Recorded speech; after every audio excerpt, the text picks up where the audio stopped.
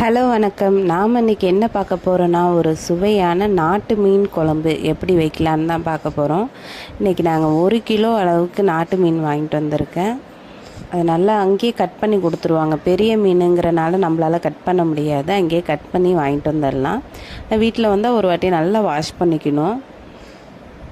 பாருங்கள், தலையே எவ்வளோ பெருசு இருக்குது பாருங்கள், நல்லா பெரிய மீன்.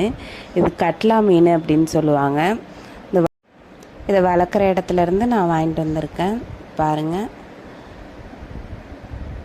மீன் நல்லா அந்த பீஸ்லாம் நல்லா பெருசு பெருசாக இருக்குது பாருங்கள். கொஞ்சம் பெரிய மீனாகவும் வாங்கிக்கலாம், ஆனால் அதில் முள் அதிகமாக இருக்கும். குழந்தைங்களுக்கெல்லாம் கொடுக்குறப்ப பார்த்து கொடுக்கணும். இதுமாரி நாட்டு மீன்லாம் கொடுத்தோன்னா குழந்தைங்க கொஞ்சம் விரும்பியும் சாப்பிடுவாங்க. எப்படி வைக்கலான்னு பார்த்துடலாம். இதுக்கு ஒரு நெல்லிக்காய் சைஸ் அளவுக்கு புளி எடுத்துக்கலாம். புளி அதிகமாகவும் ஊற்றக்கூடாது. பாருங்கள், நல்லா கரைச்சி எடுத்துக்கணும் புளியை.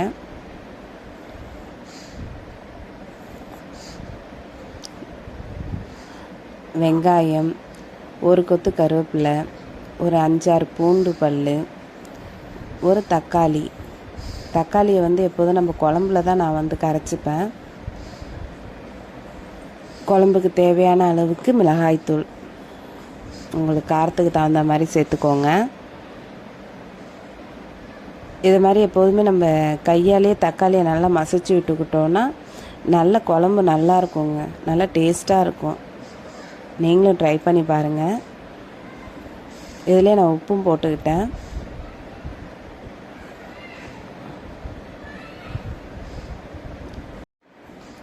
ஸ்டவ் ஆன் பண்ணிவிட்டு அதில் மீன் குழம்பு சட்டி வச்சுட்டேன். இதில் குழம்புக்கு தேவையான அளவுக்கு எண்ணெய் ஊற்றிக்கலாம். எண்ணெய் கொஞ்சம் அதிகமாக ஊற்றிக்கணும், ஏன்னா மீன் குழம்பு கொஞ்சம் எண்ணெய் அதிகமாக இருந்தால் தான் நல்லாயிருக்கும். அது கூடவே 1 டீஸ்பூன் அளவுக்கு வெந்தயம் சேர்த்துக்கிட்டேன். வெந்தயம் நல்லா பொரிஞ்சு வரணும்.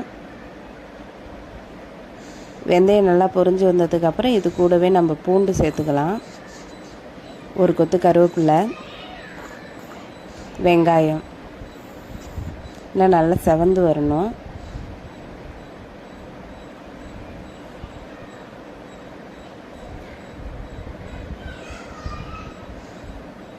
நல்லா செவந்து வந்ததுக்கப்புறம் இது கூடவே நம்ம கரைச்சி வச்சுருந்த அந்த புளி தண்ணி எல்லாத்தையுமே சேர்த்துற வேண்டியதுதான்.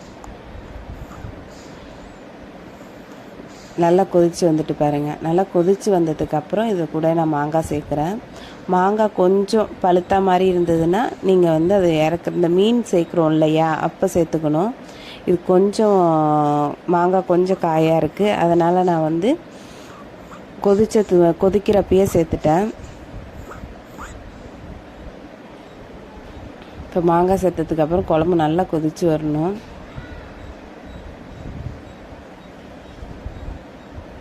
மீன் குழம்பு எப்போதுமே வைக்கிறப்ப கொஞ்சம் நல்லா சுண்டி வரணுங்க.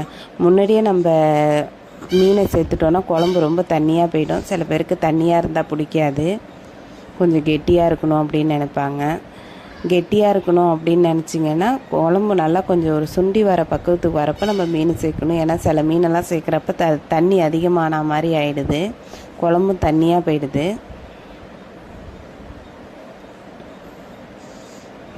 இந்த பதத்துக்கு குழம்பு வந்ததுக்கப்புறம் நம்ம மீனை சேர்க்கணும்.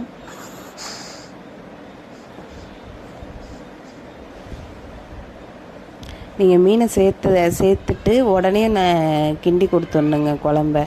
கொஞ்சம் லேட்டாக நம்ம இது பண்ணோன்னா மீன் உடஞ்சி போயிடும்.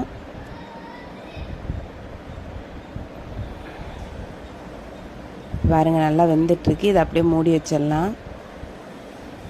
பாருங்கள், ஓப்பன் பண்ணியிருக்கேன். நல்லா ஓரளவு குழம்பு நல்லா திக்காக இருக்குது பாருங்கள், நல்லா கொதித்து வந்துட்டுருக்கு.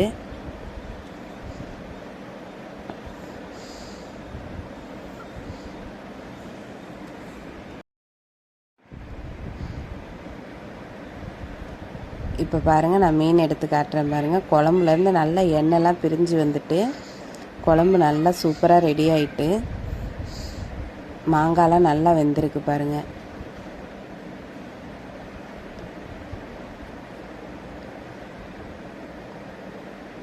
பாருங்கள், சூப்பராக வெந்துட்டு பாருங்கள். அதுமாரி பீஸ் எல்லாமே உடையாமல் நல்லா வெந்து வந்திருக்கு. குழம்பு நல்லா கெட்டியாக இருக்குங்க. அவ்வளோதாங்க, நம்ம மீன் குழம்பு சூப்பராக ரெடி ஆயிடுச்சு. இது மாதிரி சிம்பிளாகவே சூப்பராக நம்ம செஞ்சிடலாம். நீங்களும் ஒரு வாட்டி நாட்டு மீன் வாங்கியிருந்தீங்கன்னா இதை மாதிரி ட்ரை பண்ணி பாருங்கள். குழந்தைங்களுக்கு கொடுக்குறப்ப பார்த்து கொடுங்க, ஏன்னா இதில் நிறைய முள் இருக்கும். நாட்டு மீனுங்கிறனால இதில் நிறையாவே முள் இருக்கும், நீங்கள் பார்த்து கொடுங்க. எங்கள் சேனல்